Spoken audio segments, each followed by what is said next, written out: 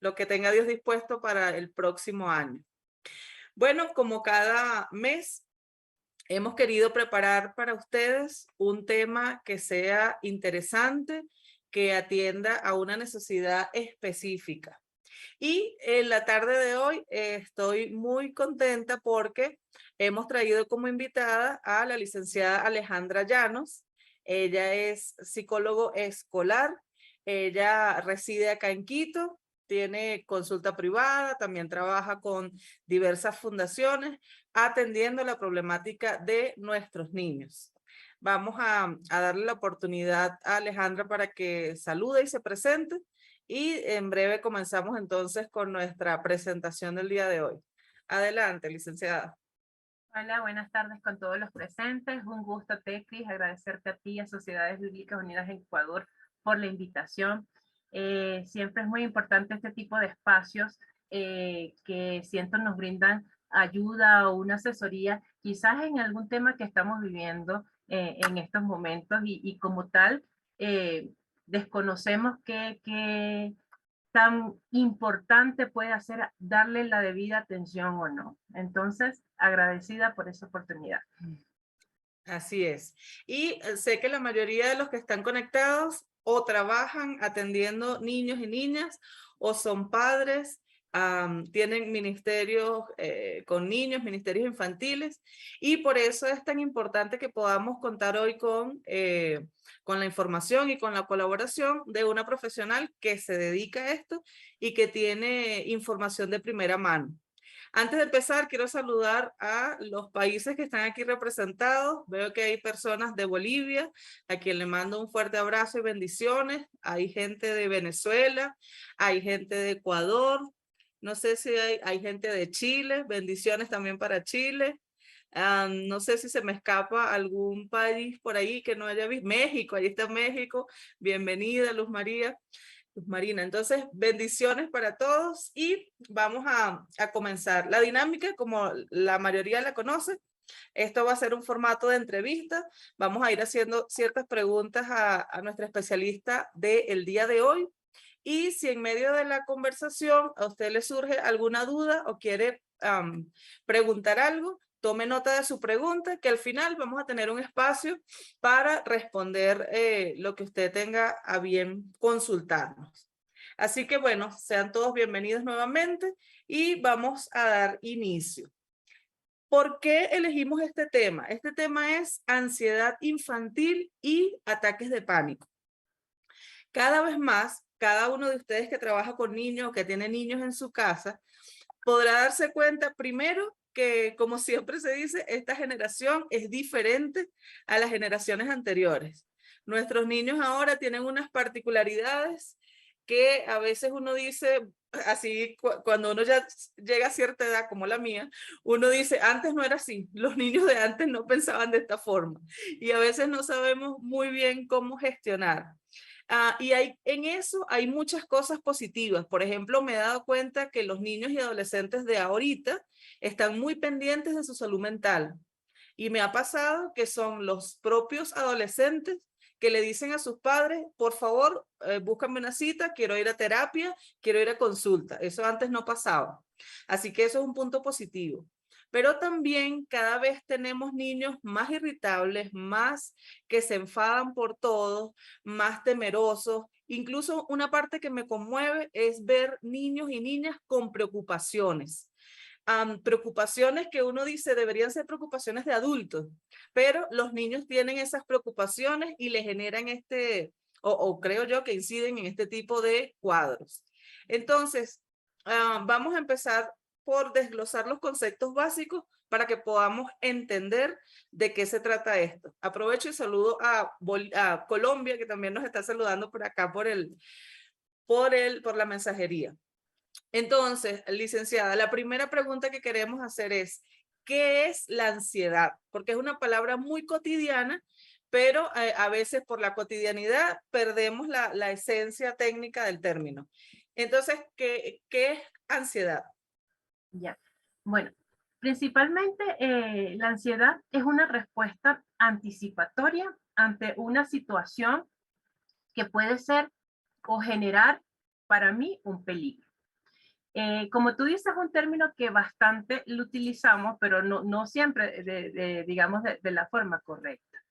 Y también diría que no la vemos como algo positivo. Pensamos quizás que hablamos ansiedad, estrés, como algo negativo, y no es así.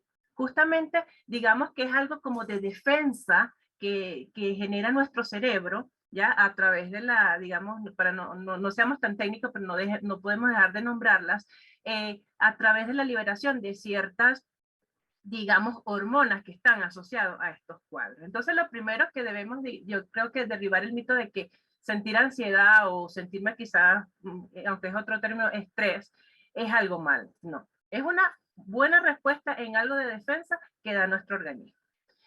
Cuando, digamos, viene lo de la parte negativa o que se convierte esta en patológica, cuando comienza a interferir como tal en lo que es nuestras actividades cotidianas o que salga sin, digamos, una razón aparente.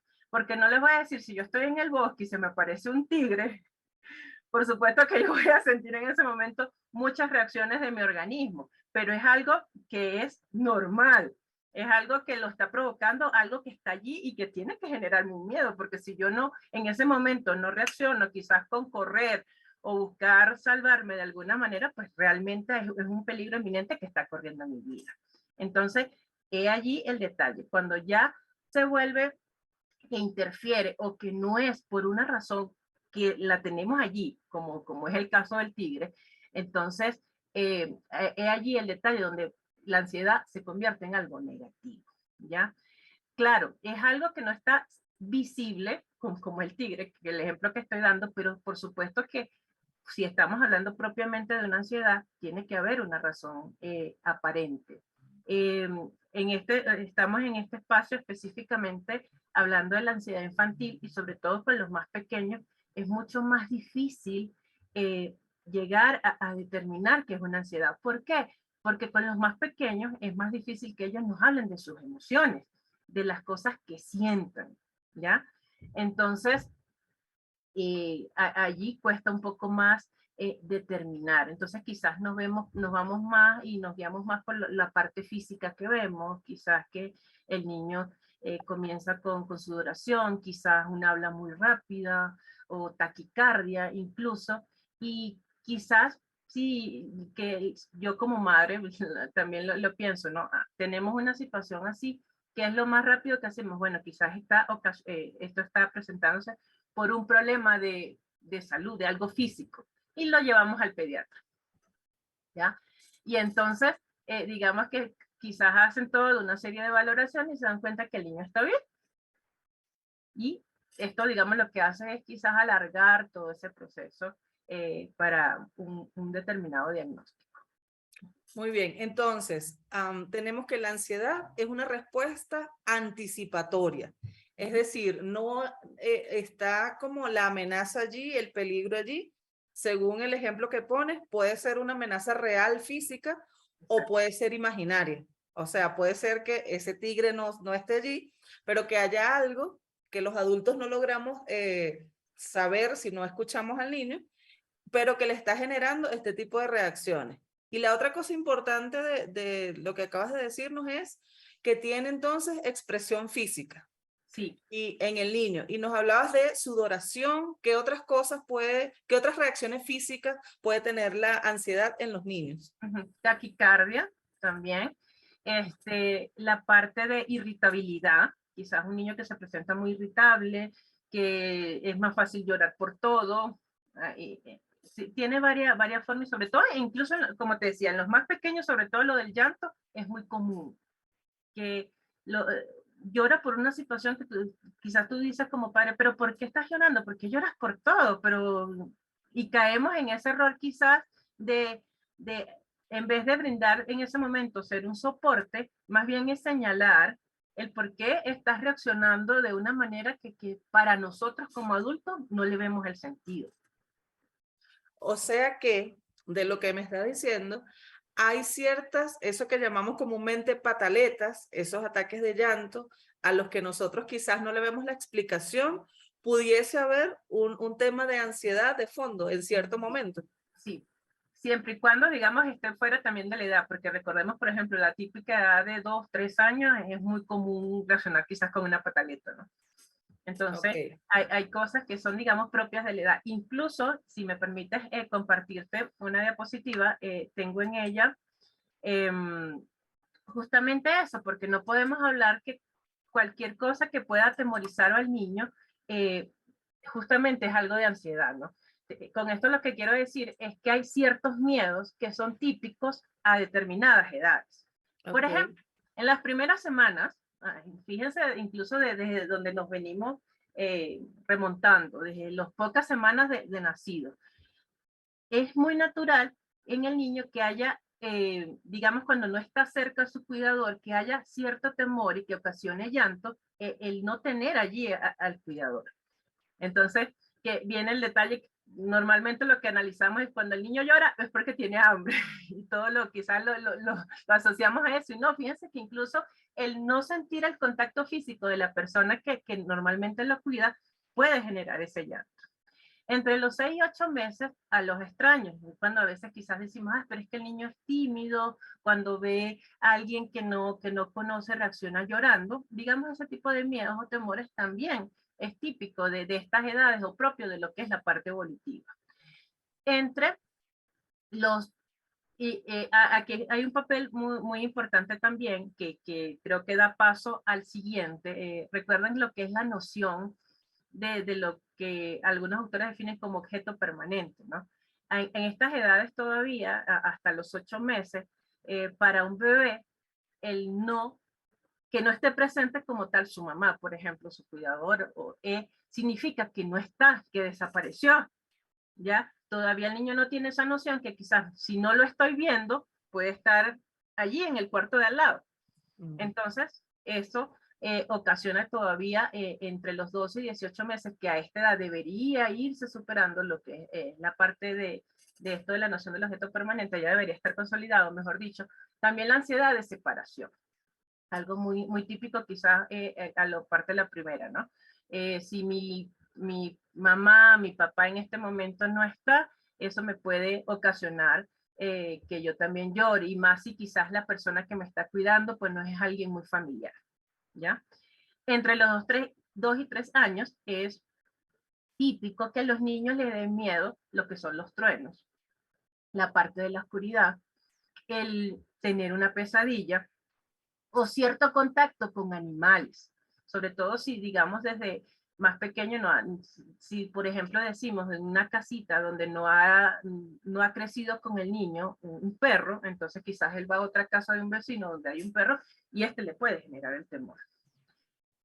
Entre los 4 y 5 años ya va apareciendo el temor a la muerte, y mucho más si quizás a estas edades el niño se está aproximando por primera vez a una situación así. Perdió a un tío, perdió a un abuelo, ¿ya? Entre los 5 y los 7 años, los temores están más asociados, los temores habituales, a lo que son los desastres naturales. Fíjense que incluso aquí a estas edades, pues digamos, se van escolarizando.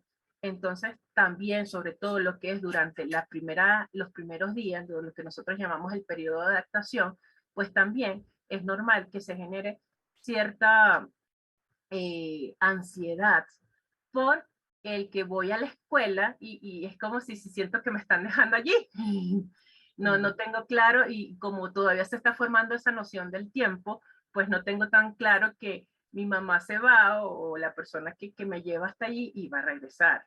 Y entonces cometemos a veces el error de decir, ya no yo me demoro poquito, ya vengo, es un ratito nada más, pero como no hay esa noción de tiempo, pasan las horas y pasan las horas, eh, y el niño pues llora, ¿no?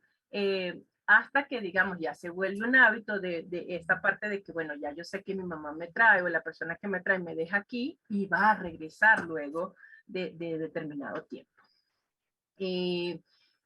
También puede haber digamos, el temor a ciertas presentaciones en público. Son estos los miedos más comunes. ¿Por qué es importante que revisemos esto? Porque quizás ustedes ya se están preguntando, bueno, mi niño llora por esto, mi niño lloró mucho los primeros días de la escuela, ¿será eso ansiedad? No, fíjense que puede ser algo natural y propio del momento. Entonces, eso es importante diferenciarlo. ¿Hasta qué punto lo que está pasando, lo que estoy viendo, es normal? Ahora, de lo que nos estás explicando, pensaba, esto es la normalidad. Ujú. Y esta normalidad, por ejemplo, en este último renglón de 5 a 7 años está el tema de desastres naturales. Y nuestros países son abundantes y ricos en terremotos, volcanes, inundaciones, deslaves, etcétera. Así que probablemente eso exacerbe más ese tipo de Cierta miedo. razón. Y lo otro que pensaba es el temor a la muerte, sobre todo decías tú, si se ha acercado a alguna de estos episodios y no hace mucho tuvimos todo el tema de la pandemia, donde creo que nadie quedó inmune a que se le muriera algún vecino familiar o a escuchar el número de muertes que nos pasaban todo el tiempo en las noticias. Am, ya que tienes consulta privada, ¿esto lo viste reflejado en la consulta? ¿Viste niños con este tipo de situaciones? Sí, claro, habían una específicamente wow, eran la parte más ruda, siento que tocó esta pandemia cuando, digamos, la ansiedad se producía por la pérdida de un ser querido, ¿ya? Y allí es importante porque mm, no todos, digamos, a veces sienten que quizás el niño es muy pequeño ya para hablar sobre este tema. Y entonces me pasó en un caso, por ejemplo, que la mamá le dice, no es que se fue de viaje Ujú. y, o sea, ¿hasta cuándo va a durar el viaje, no? El niño tenía 6 años, o sea, no, ya era importante llamar las cosas por su nombre. Entonces, Oh, claro, quizás el temor bueno, ¿cómo va a reaccionar? Pero igual el niño estaba sufriendo mucho porque no veía a su ser querido. ¿Ya? Entonces, no solamente algunas veces pasa con una persona, hasta con una mascota que ya no es que se perdió, no, es mejor. Y como tú decías, hoy los niños son súper pilas. O sea, de verdad que algunas veces de una u otra forma se terminan dando cuenta de lo que realmente está pasando. Entonces, pues digamos, todo esto trae cola, la mentira. Es mejor llamar las cosas por su nombre. Sí. bien. Creo que Otra podemos cosa que dejar ya que de... mencionas la pandemia, te que sabes que realmente lo que más se presentaba era la parte de ansiedad por la separación de la escuela, porque dejé de ir, porque en algunos casos era que, bueno, terminó ese año escolar y no me pude despedir de mis compañeros. Realmente cuando todo inició no pensamos que se iba a extender tanto. Entonces, esa parte de quizás de que acabó un año escolar, no me pude despedir de mis compañeros, de mi maestra, mucho más aún, incluso algunos casos se me presentaban porque cambiaban de escuela. Entonces quedaba como que ese duelo no resuelto de que ya no los vi más, o sea, hasta ahí, ¿no? Y ver cómo todo se extendía, que no era igual, aunque los niños son muy tecnológicos y yo sé que para ellos era también un divertido el que ahora estoy usando una pantalla para aprender eso, o sea, les hacía mucha falta lo que era el contacto con otros compañeros niños y créeme mucho más en adolescentes. Yo siento que esa fue la pandemia que vino después del COVID, superar esta parte de la ansiedad por esa separación que hubo. Ujú. Sí, perdón, creo que podemos dejar de compartir pantalla en este momento, Claro. ¿cierto? Sí. Pensaba que quizás no siempre tenemos presente como adultos que un cambio de colegio, que para nosotros puede ser un trámite, para un niño es una pérdida, o sea, puede ser una pérdida. Y a veces, sobre todo si tenemos estos niños que les cuesta mucho hacer amigos, pero quizás nosotros en nuestro día a día, en nuestra cotidianidad, estamos trabajando, ocupados, etcétera, y mira, hay que cambiarlo de colegio y lo cambiamos, y el niño arrastrando ese luto y nosotros desconociendo esto, y qué terrible, no había reparado en este tema, pero me parece súper interesante. Ahora, Alejandra, esos son los miedos normales. ¿Qué es entonces un ataque de pánico? ¿Y cómo puedo yo establecer la diferencia entre un miedo normal que está teniendo el niño o si está en presencia de un ataque de pánico? Bueno, específicamente, digamos que los trastornos de ansiedad tienen una clasificación, ¿ya? Y el ataque de pánico es uno de ellos, es uno de los tipos de ansiedad. ¿Cómo lo logramos diferenciar? Es algo que es algo súbito. Normalmente en la ansiedad pasa que, digamos, como que los síntomas se van acumulando con el tiempo. Y tú ves que se van como agregando más cosas. Mientras que en el ataque de pánico es así, aparece de la nada y es esa, sobre todo esa sensación como que si me fuera a morir en ese momento.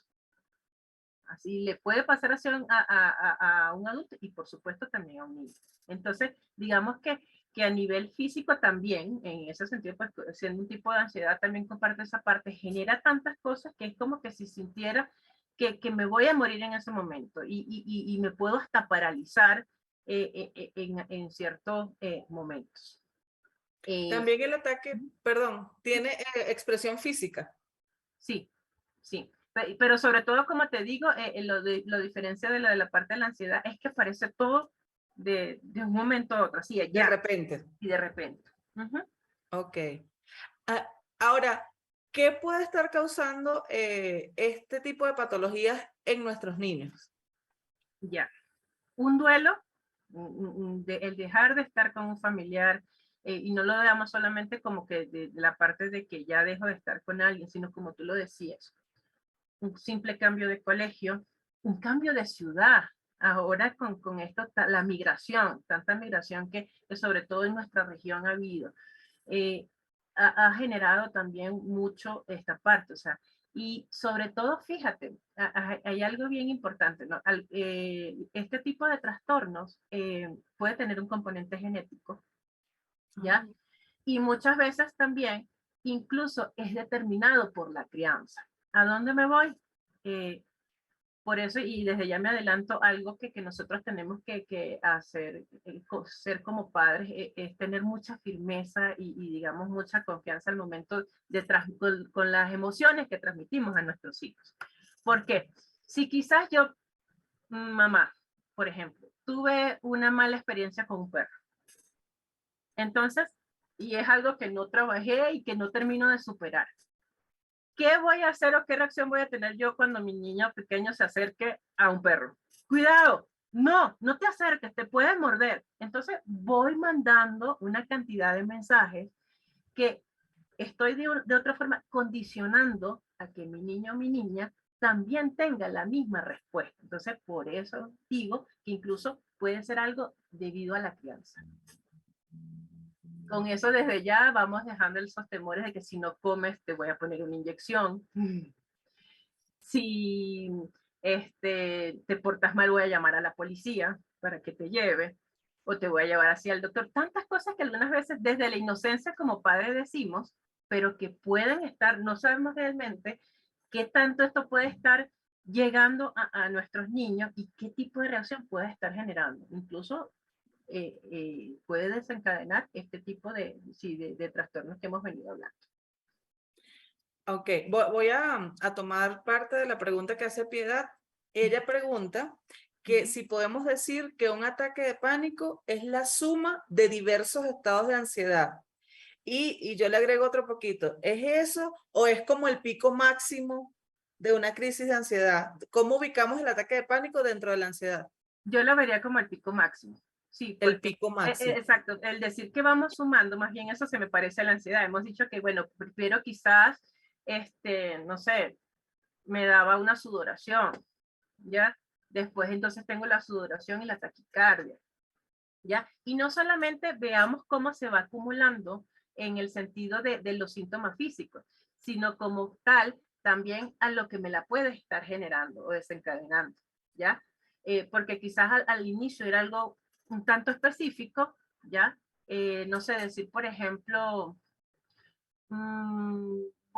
tengo un examen, porque incluso eso puede desencadenar una ansiedad. Por ejemplo, si voy a cambiar a mi niño de escuela, seguimos con este tema, y va a presentar un examen de ingreso. Entonces quizás tienes que salir bien, de eso depende que te cambies, de que vayas a la escuelita. Entonces quizás incluso yo con tanto, digamos, insistir de lo que se necesita, del buen rendimiento y eso, puedo estar asociando, ¿no? Esta parte. Y todo lo que tenga que ver, por ejemplo, con el inicio de esa nueva escuela, me puede ir generando. No necesariamente tiene que ser el momento de que yo voy a presentar el examen. Quizás tu mamá dice, vamos a comprarte el uniforme. Ya eso lo asocio a que voy a una escuela, a que tengo que presentar un examen y puedo tener síntomas. Y de allí se va volviendo entonces la cosa más generalizada. No sé si me logro explicar, que no solamente puedo ir acumulando lo que son los diferentes síntomas, sino también puedo ir desencadenando que varios eventos me generen esa respuesta. Normalmente eventos que están asociados a ese inicial, ¿ya? Por eso cuando la definíamos decíamos que es una respuesta anticipatoria.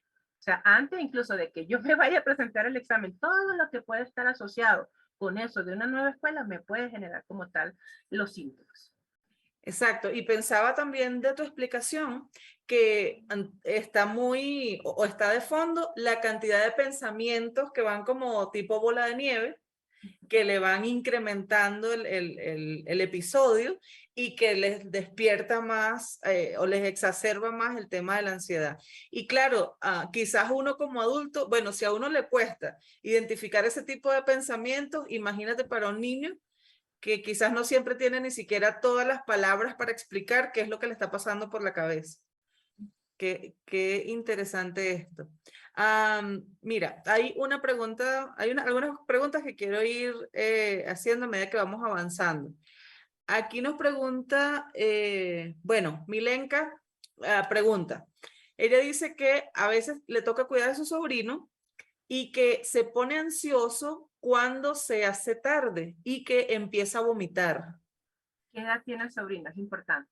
Ok, entonces ahí le toca a Milenka por allí que Porque nos... fíjense, quizás está una dentro de esas edades que veíamos lo de la parte de la separación. Quizás ya ves, se está haciendo de noche, mi mamá no llega, entonces hasta qué punto puede, 7 años. 7 años, ok. Digamos que está todavía esa parte ya debería estar, digamos, superando esa parte de lo de la ansiedad de separación por el cuadrito que vimos anteriormente. Ok. Entonces, sí, sí puede ser, o sea, y ahí lo importante es tú como el día en ese momento que estás con él o ella, el apoyo que des, ¿no? No quizás sugestionar, no señalar, no, pero no, ya tú sabes que va a venir más tarde, no te tienes por qué poner así.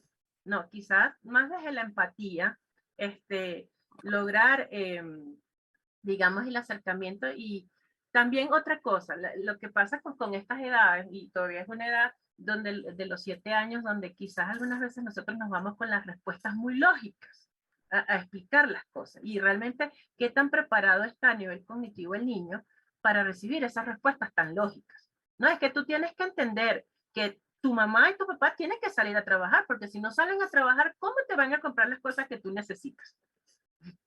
Y Y, entonces, y, pero perdón, ese tipo de respuesta, después los niños se la apropian y yo he tenido niños y adolescentes, incluso tuve un caso traumático de un tema de suicidio, donde el razonamiento del niño era, la situación económica en mi casa no está funcionando, fue en plena pandemia, no están trabajando, entonces es mejor que yo me muera para que el dinero alcance para alimentar a mis hermanos.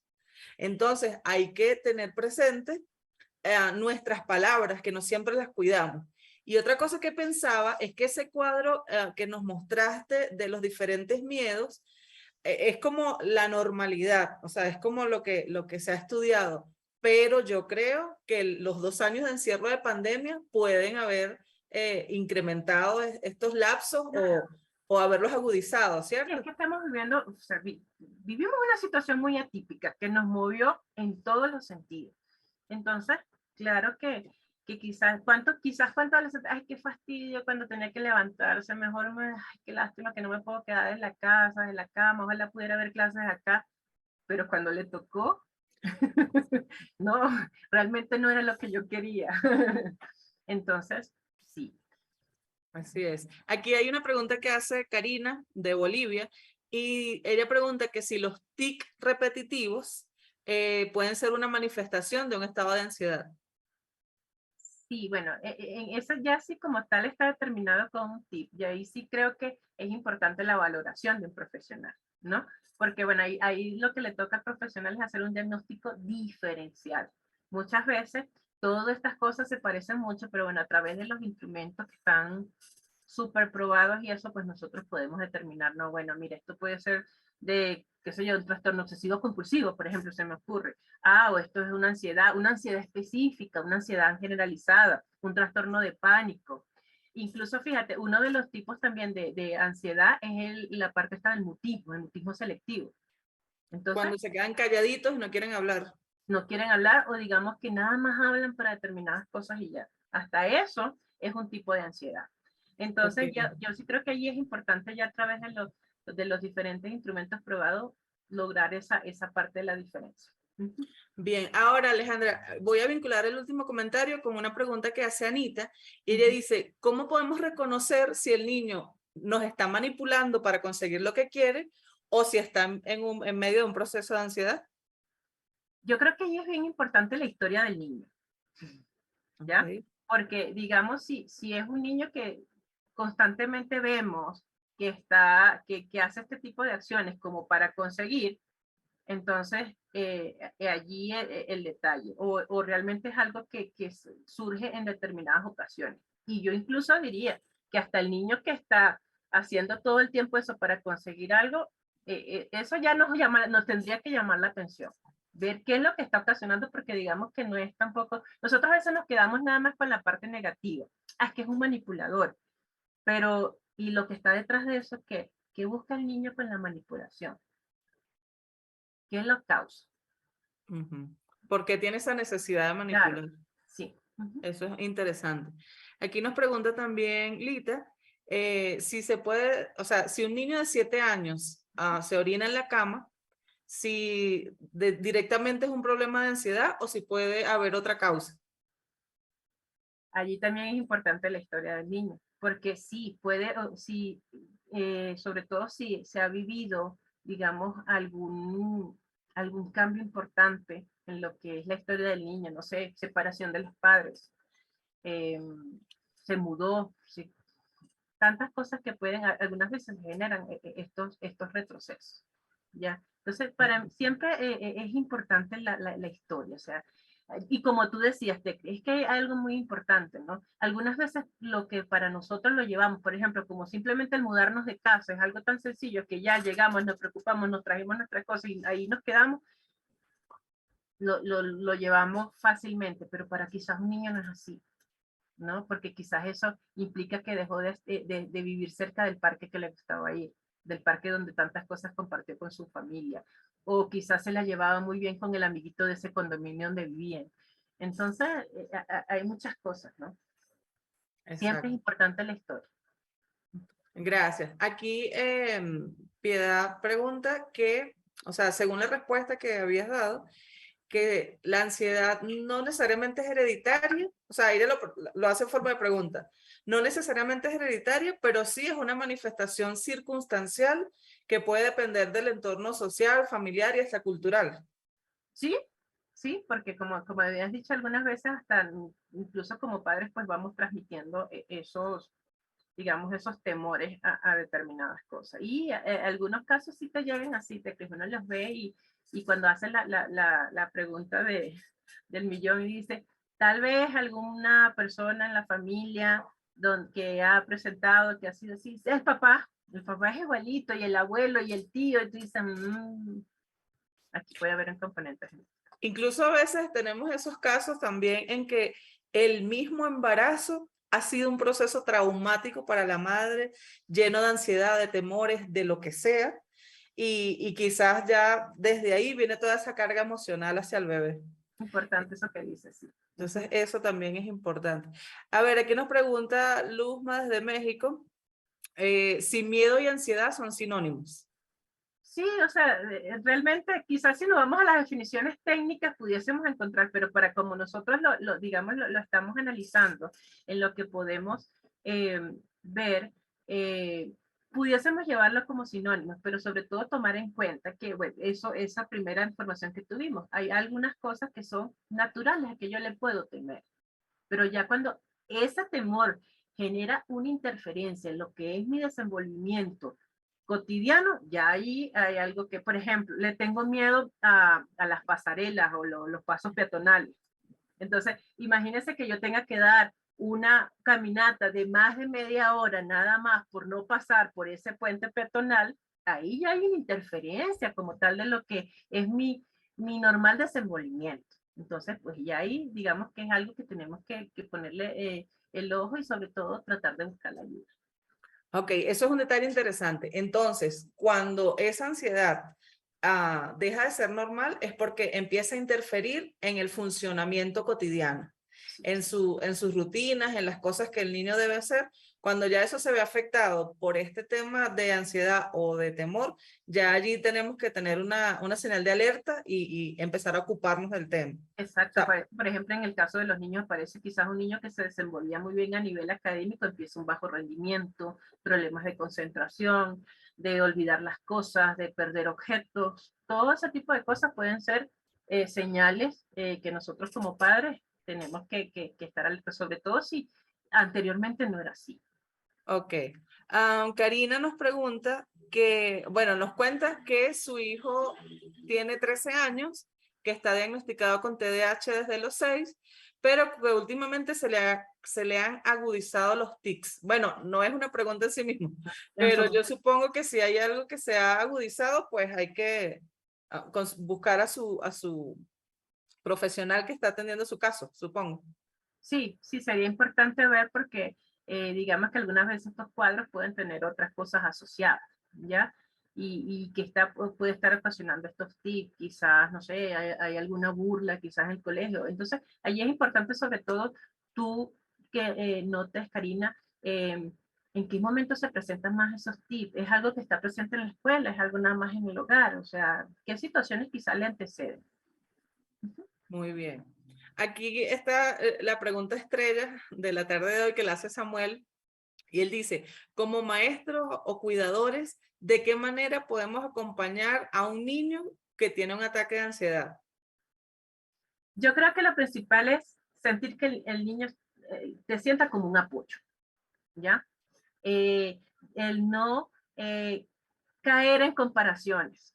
Ah, te da miedo ir a hacer educación física en esa parte, pero mira, todos tus compañeros ya fueron, ¿y por qué tú no eres el único que te estás quedando? Entonces, no, más bien como les he venido recalcando durante toda la conversación, tenemos que ser un apoyo. Tenemos que más bien tratar de otra forma, de sentir que estamos ahí con él y que no le estamos culpabilizando, sino que más bien estamos siendo empáticos con él, tratar de lograr lo que queremos. Por ejemplo, que ese niño vaya y haga educación física en el parque con sus compañeros. Ya, sí, aunque estamos, digamos, ofreciéndonos de esta parte y vemos que él persiste, no obligar, sobre todo no obligar. Vamos más bien a tratar quizás como que las cosas vayan poco a poco. Quizás si hoy ese niño que tenía temor de salir al parque, logramos más bien conversarlo por un ratito y lo llevamos hasta la mitad del camino y ya después dijo que se regresó, bueno, valorar eso, hizo un esfuerzo hasta allá. ¿Sí? No sé si me logro explicar esa parte. O sea, todo, digamos, logro que podemos, por pequeñito que sea, con respecto al tema, es importante sobrevalorarlo y hacerle entender al niño y apoyarle. Y decir, mira, qué bien, hoy lo hiciste. Bueno, quizás hoy no es el día, pero ya mañana o la próxima semana que tengas educación física, yo creo que tal vez sí juntos vamos a poder ir hasta el parque. Y siempre Es mantener como, informado, digamos, a los padres de todas estas cosas que los docentes yo creo que tienen ese ojo clínico, ¿no? Tienen con tantos niños y eso pues también han logrado, digamos, tienen un poco de psicólogo y les toca hacer un poco de psicólogos también y tienen normalmente cuando algo está alerta allí, reportarlo. Ujú. exactamente. Que entonces lo que decías es como celebrar cada pequeño pasito que el niño vaya dando en Ujú. función a vencer ese tema de la ansiedad. Y quizás, por Bien, ejemplo, si, disculpa que pongamos otro ejemplo, el temor es a un animal, a un perro, por ejemplo, entonces quizás si yo logro que aunque sea como un peluche, me voy acercando, ¿ya? Eso es un avance. Si ya después por lo menos llegue el niño, por lo menos aceptó estar ahí al lado del perro, eso es otro avance. lo logró tocar, bien. Entonces, Es cada paso que vayamos acercando es una ganancia. buenísimo. Aquí también nos pregunta Ginger, sí, creo que es Ginger García. Pregunta si la ansiedad también puede expresarse o manifestarse con estos temas de la comida, cuando comen de más o puede ser Cuando también pérdida comen de de apetito. menos. Ujú, Ajá. totalmente lo contrario. Sí, de ambas formas se puede manifestar con inapetencia o por una excesiva, no solamente el comer, sino quizás estar pensando en comida también. Ujú. Y quizás la manera, a veces quizás no es tanto la cantidad como la forma en que hacen la ingesta. Ujú. Ese que dicen las madres, que come como un desesperado, Sí, no pero tomando, pudiese también. decía mi tía, no le daba descanso a la cucharilla en el plato así, sin hacía. Sí. Eso, ese tema de la ansiedad. Aquí Raquel pregunta también si la ansiedad pudiese llevar a un niño al suicidio. Una ansiedad no tratada y dependiendo de la magnitud, sí. Sobre todo, bueno, realmente en mi experiencia profesional no he visto como tal en niños, ¿ya? Pero sí, digamos que el niño pasa a adolescente, se va haciendo esta ansiedad de forma más generalizada y por supuesto mucho más con lo que son las diferentes presiones sociales que tiene la adolescencia como tal, que son típicas de la edad, y he conocido casos que sí, que terminan en suicidio, pero Oh, por eso lo importante de atenderlas a tiempo. Pero digamos que sí, que eso es como que la expresión, bueno, la parte más fatal de todo esto. claro, el peor extremo de Sí. una ansiedad. Y hablando de extremos, Piedad nos pregunta, ¿cuál sería la expresión máxima de un ataque de pánico? Y aquí quiero ampliar un poquito esto antes de que respondas, y es por el hecho de que el ataque de pánico tiene tanta expresión física, tiene la taquicardia, tiene el agite de la respiración y esa sensación de que están por morirse, que la persona, en este caso el niño, puede creer realmente que está por morirse. Sí. Y por eso quizás genera tanta angustia también en las personas que están a su alrededor. Entonces, por eso me parece tan válida esta pregunta. ¿Cuál es la expresión máxima de un ataque de pánico? Sí, puede ser la paralización, totalmente, o incluso es que esa sensación es como si te estuviera dando como tal un ataque cardíaco, por ejemplo.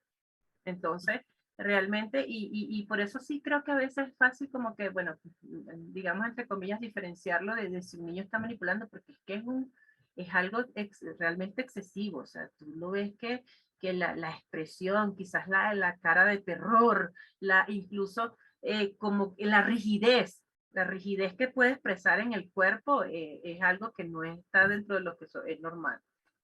Sí. Eh, Al tema de ataques de pánico también es importante lo diverso y lo llamativos que pueden ser los detonantes. Yo recuerdo un caso de ataque de pánico de un adolescente y para él el detonante era de un ambiente cristiano y cuando se hablaba del apocalipsis, del fin del mundo, qué sé yo, ese tema le generaba tal ansiedad que le llevaba a crisis de pánico, por ejemplo. Entonces, esas causas que pueden ser, o sea, que si lo vemos con poca información, parecieran causas esotéricas, pareciera algo de, pero tiene que ver, bueno, pues supongo con la historia del paciente, con la dinámica familiar, con qué sé yo qué, que puede llevarle a despertar estos ataques. Sí. Efectivamente, sí, es que tenemos que ser muy cuidadosos, ¿ya? En cómo quizás exigimos, cómo quizás queremos instaurar ciertos hábitos en el niño, que algunas veces lo hacemos como de una manera tan así, que tiene que ser todo tan rígido que puede realmente el niño desencadenar alguno de estos síntomas. Bien, aquí no logro ver el nombre completo, pero es algo que empieza con Fer, no sé si es Ferney. Ajá. Ferney dice, pero hay que tener en cuenta que en cualquier caso la ansiedad es ascendente, no aparece de repente a menos que tenga problemas de base agudos. Aquí entonces sale un tema que también es importante, problemas de base. O sea, hay ciertas condiciones, Alejandra, que pudiesen agudizar un ataque de ansiedad o un proceso de ansiedad. Bueno, sí, fíjate que lo que habíamos comentado, ya ella menciona el inicio, esa parte de como que se va acumulando, ¿no? Sí, sí, escuché bien lo que mencionaba. Sí, Y recuerden que normalmente, como hablábamos en el caso del TDAH, muchas condiciones pueden tener otros cuadros asociados, ¿ya? Y allí es donde viene la parte, vuelvo, insisto con eso, lo del diagnóstico diferencial que te puede dar un especialista, ¿ok? Porque no necesariamente, por ejemplo, tuve un caso de alguien muy cercano, ¿no? Que, aunque se sale el tema, pero por ejemplo, la persona sufría de epilepsia y a la vez sufría de cleptomanía. Entonces, no, es que por la epilepsia, no, son cosas distintas. O sea, ok, una cosa es la epilepsia y otra que tenga esta manifestación de la cleptomanía. ok, Entonces, normalmente con estas cosas pasa así. Puede haber un cuadro clínico mucho más severo, un cuadro psiquiátrico que tenga como tal asociado una ansiedad. Y recordemos, en esta parte puede ser una ansiedad específica a algo como tal que un objeto, una persona X, o a una ansiedad generalizada. Y por supuesto que también puede haber, digamos, eh, algunos acontecimientos muy traumáticos que vive una persona que también puede generar como tal esto. Y de eso también pues va a depender, por mucho quizás acompañamiento, por ejemplo, una persona o un niño, vámonos específicamente, que quizás fue abusado, por mucho acompañamiento que tú como que des o algo, o sea, fue una situación tan traumática que ese acompañamiento como tal, así tú no lo juzgues, no lo compares, no va a haber los resultados que nosotros esperamos. Entonces, allí es lo importante de irse a un especialista. muy bien. Sí, Alejandra estaba repitiendo a lo largo de toda la ponencia el tema de los especialistas y creo que es súper valioso saber que hay momentos específicos en que tenemos que con humildad asumir que ya esto escapa de nuestras manos, que hay que acudir a un especialista, a un psicólogo infantil en este caso, para que haga eso que Alejandra, bueno, no solo Alejandra, que en psicología se llama el diagnóstico diferencial, que es una evaluación o una serie de evaluaciones que hace un profesional y que le permite distinguir si lo que está viendo o lo que está presentando el niño es una cosa o es la otra. Entonces le permite llegar un poco a lo que es, a cuál es realmente el diagnóstico, no lo que a mí se me ocurra ni lo que mi abuela me diga, porque quizás con buenas intenciones y con mucho amor, pero carecemos de la información necesaria, de la formación profesional y de las herramientas. Porque eso es otra cosa, dentro del mundo de la psicología, no todo el mundo puede hacer diagnósticos, no todo el mundo es psicólogo infantil, entonces es bien importante, sobre todo porque se trata de nuestros niños y nosotros queremos siempre lo mejor para ellos, entonces hay que llevarle al especialista indicado. A ver, aquí hay otra pregunta. Bueno, hay un comentario de Blanca que dice que su hija tiene 17 años, que a raíz de la pandemia fue afectada con depresión y que la trata un psicólogo, pero que tiene altibajos. No sé si quieres comentar algo de esto, Ale. Pero sí, hay que ver desde cuándo la está tratando, eso es importante, que tanto, y no olvidemos que, bueno, aunque tenemos una situación mucho más relajada, la pandemia no se ha acabado, ¿no? Entonces, quizás aunque no lo manifieste directamente, pero bueno, escuchamos que, por ejemplo, hubo un repunte en tal país. O sea, que eso me puede dar a mí en la parte del temor, ¿y qué pasa si nosotros volvemos a caer y la situación se vuelve a repetir y nos vamos a confinamiento otra vez? Entonces, de una u otra forma, este, digamos que todavía esa parte, ese temor de que no se ha acabado del todo, puede ser un desencadenante que hayan esos altibajos. Sí, bueno, de hecho, no por ser portadora de malas noticias, pero justo esta mañana decían los noticieros que hay un nuevo repunte de COVID. Que quizás uno ya lo dice otra vez, otra llamada más, pero es importante saber que la pandemia como tal no ha cesado. Y lo otro es que como estamos en un mundo tan interconectado, ahorita no solo es la pandemia, ahorita también tenemos la guerra, ahorita tenemos los desastres naturales, cualquier cosa que uno no sabe cuál es el lado sensible de la persona o del niño y cuál de todas estas informaciones pudiera afectarle. Y como no lo podemos aislar del mundo, hay que estar atentos a esto. Aquí Ferney nos dice, la importancia en todo momento es tener una red de comunicación con todas las personas que interactúan con el niño para saber cuál es el comportamiento y qué es lo que lo puede afectar. Ella lo pone con signos de interrogación, pero para mí es una afirmación No, valiosa. sí, sí, súper valioso porque, a ver, en ese vuelo y dirán otra vez que lo mismo, pero sí, fíjense que algunas veces a nosotros esa información de que quizás se presente determinada actitud en un ambiente, pero en otro no lo presente, eso nos ayuda muchísimo en ese diagnóstico diferencial. Eso. De modo que esta red entonces incluye no solo a los cuidadores, o sea, no solo a los padres, sino también a otros familiares que se relacionan con el niño, a los maestros, a maestros de las iglesias, etcétera, en los diferentes ambientes donde el niño hace vida. Y aunque es difícil de obtener esta información, pero hasta al verlo cómo se desenvuelve el niño con otros pares, también es importante. Hasta los mismos pares son, es importante ver eso.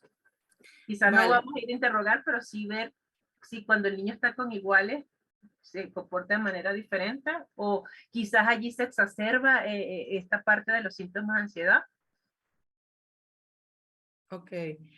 Aquí Santos dice que el siglo XXI vino con las tecnologías y el uso de lo virtual. Y los niños son prisioneros de esta tecnología.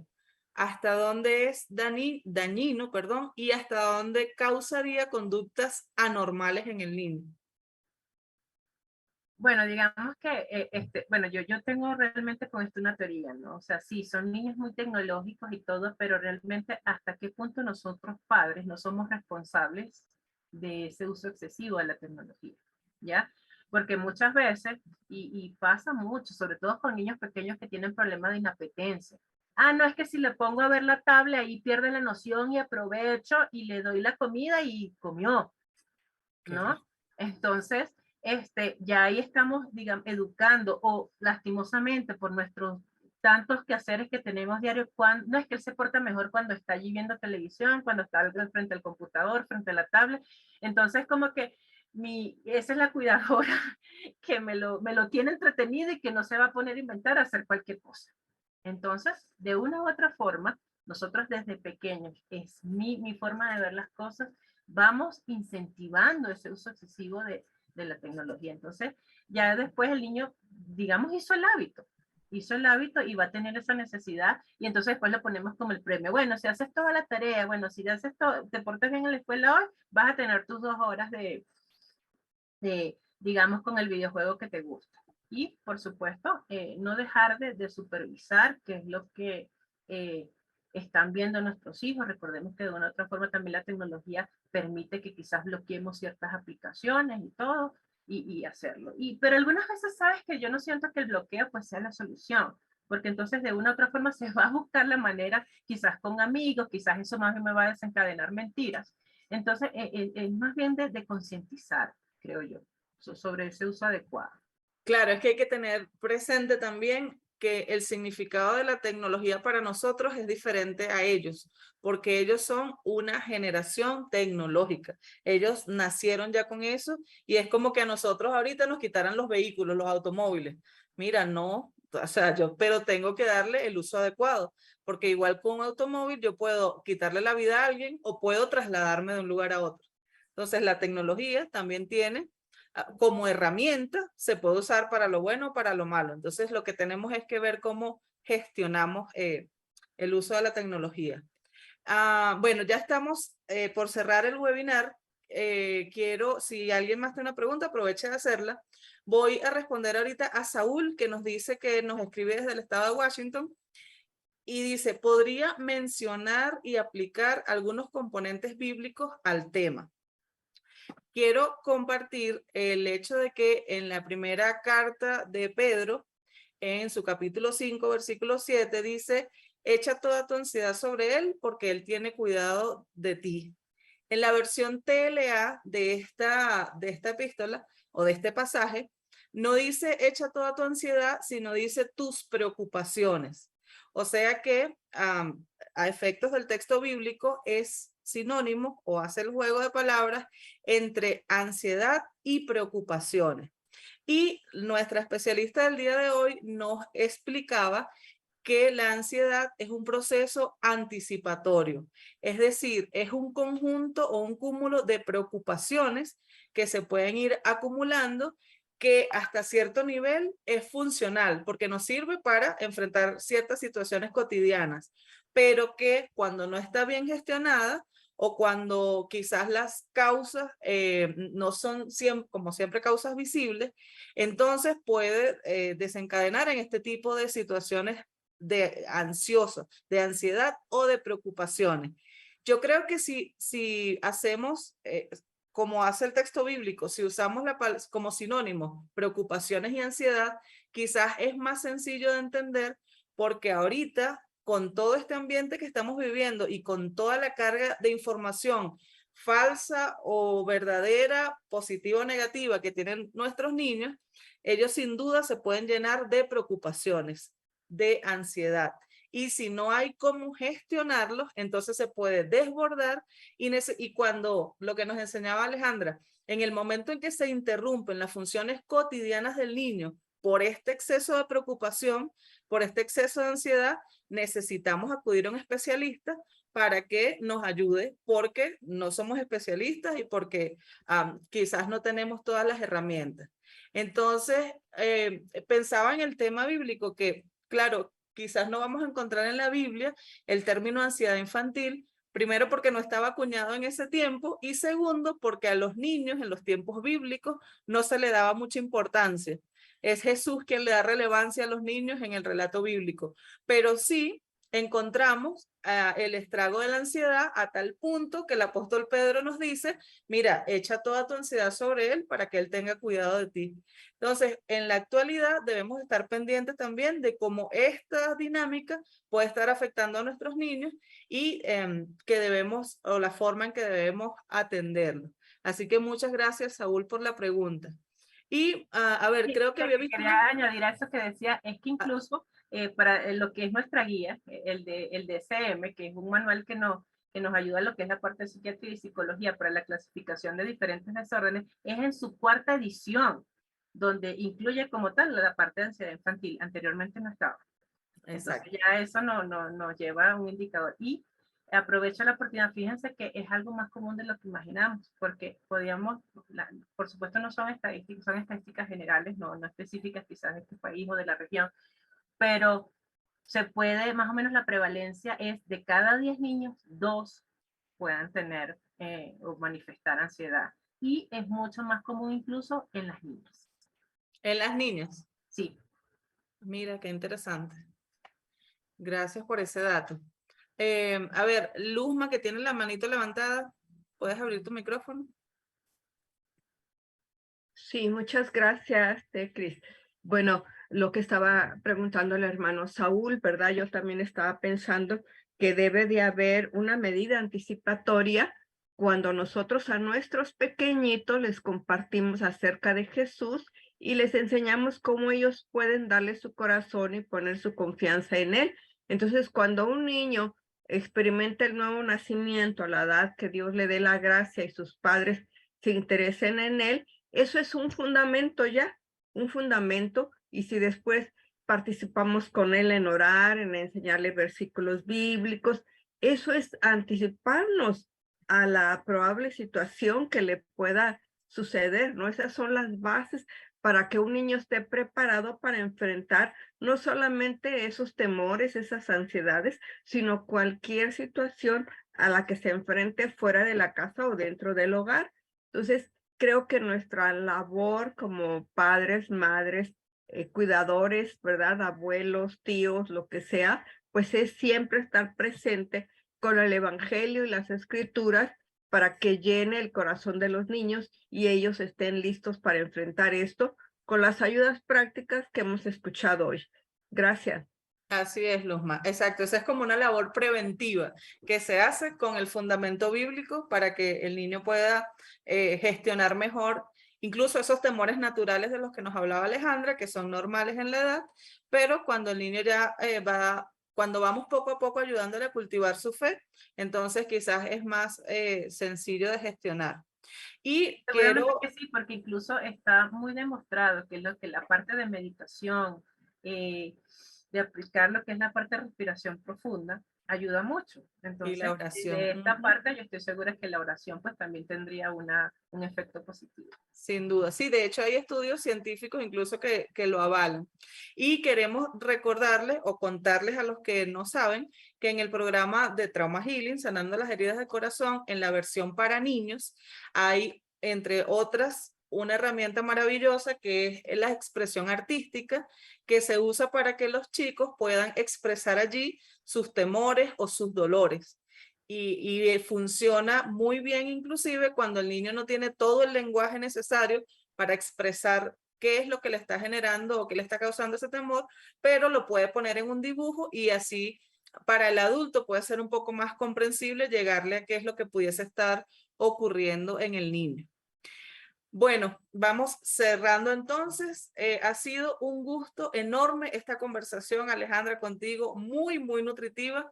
Entonces te dejo un minutito para que hagas tu cierre, para que te despidas y también para que nos digas dónde podemos conseguirte, cómo nos podemos contactar contigo para cuando te necesitemos. Ya, bueno, no quiero dejar, hay una persona que ya lo último hizo una pregunta sobre un nene que se quedó encerrado en el baño. Ya, ahí lo importante es no presionar, ya no presionar y ahora, fíjense que él está generalizando no solamente quizás al baño donde se quedó encerrado, sino a cualquier espacio que sea cerrado. Entonces, en un primer momento es importante, digamos, no presionar, acompañar, dejarlo a elección. ¿Te parece si en este momento cierro la puerta o no? O sea, irle creando ese clima de confianza. El como tú adulto abordas la situación va a ser también muy importante para el niño. Bueno, en líneas generales es importante, sí, todo lo que ustedes como padres, como cuidadores, como personas que están en contacto, todo lo que hagan es muy importante en pro de, digamos, de cómo podemos llevar este tipo de, digamos, de situaciones. Algo que quería también que se me escapó es lo de que el niño no se sienta beneficiado. Por ejemplo, un niño, una vez me pasó, un niño que tenía miedo a la oscuridad, a irse a dormir porque me apagaban la luz. Mamá intentó poner lámparas que sepa, nada tenía resultado. Pero ¿qué pasó? La mamá después optó por, bueno, como llega un momento en como que el sueño lo vencía, lo ponía a jugar, ¿ya? Entonces, digamos que de una u otra forma, inconscientemente, mamá estaba reforzando ese temor. ¿Por qué? Porque el niño estaba teniendo un beneficio extra. No me voy a dormir, pero estoy jugando y eso me gusta. Entonces, mucho cuidado con las acciones que dirigimos. Agradecerles también a ustedes la oportunidad. Bueno, fácilmente por Facebook, mi nombre es María Alejandra Llanos Perdomo, allí me pueden conseguir. Para las personas que están en Ecuador o agregando el código 5 más 593, mi número 098-384-1950. Ok, perdón Alejandra, lo estoy escribiendo acá para publicarlo. Repíteme el nombre completo como está en Facebook. María Alejandra Llanos Perdomo. Ok, lo voy a escribir aquí. María Alejandra Llanos Perdomo. Y allí le voy a colocar, allí le coloqué también el teléfono para que cualquier otra duda, consulta, remisión de algún casito, por allí está ella completamente disponible y para servirles.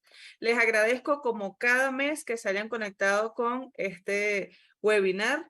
Sí quedó grabado, lo pueden buscar luego y lo pueden compartir también desde la página de Facebook de Sociedades Bíblicas Unidas en Ecuador.